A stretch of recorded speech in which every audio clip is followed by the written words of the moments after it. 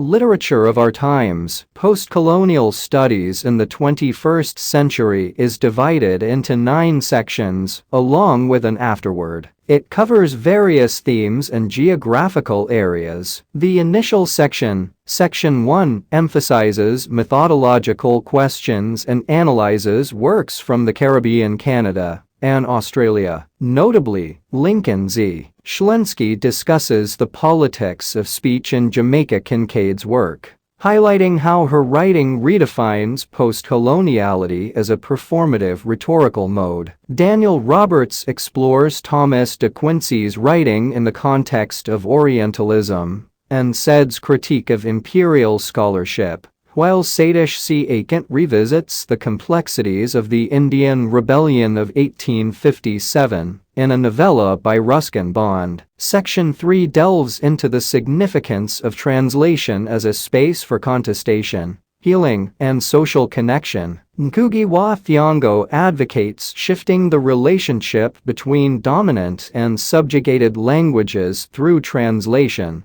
to counter monolingualism's dominance. Ngugi's work is examined by various authors in this context. Robert Young engages with Ngugi's views, highlighting the diverse languages within English literature and its roles across different communities. Elena Basil's contribution explores Jam Ismaili's poetry, using translation to address the internal dissonance of languages within the subject due to colonial cultural violence. The transformative power of translation is followed by discussions of diaspora and migrancy in Section 4. Dorothy Lane analyzes contemporary travel narratives from Canada and Australia, focusing on the concept of pilgrimage and its connections to cross-cultural dialogue. John Clement Ball explores Jamaica Kincaid's work in relation to the oceanic imaginary of the Caribbean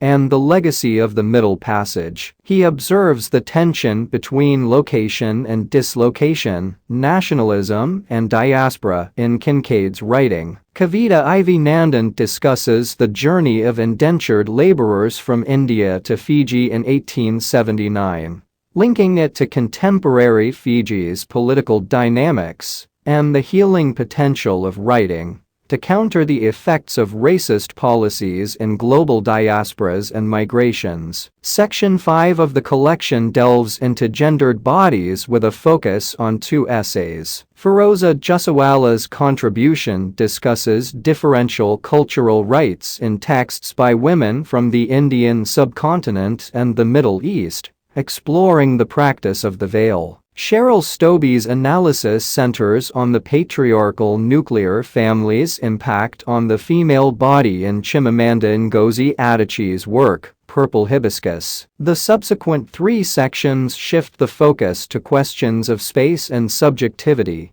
within distinct critical contexts. Jeanette Armstrong's essay titled Literature of the Land, an Ethos for These Times, resonates with the thematic concerns of this section, discussing land and ethics. Chelva Kanaganakam offers a nuanced exploration of often overlooked Filipino postcolonial writing in English, addressing its intersection with oral vernacular, Spanish, and English, as well as its relationship with the American diaspora. Stephen Ney examines the literature of the Philippines as a postcolonial ground for Christianity's transformation. Moving forward, Sam McKegney discusses masculinity in 2 novels by Canadian First Nations writers Joseph Boyden and Richard Van Camp, addressing concerns about healthy role models for Indigenous youth and the pitfalls of individualist mentor figures. The section on Dalit literature contributes a fresh perspective,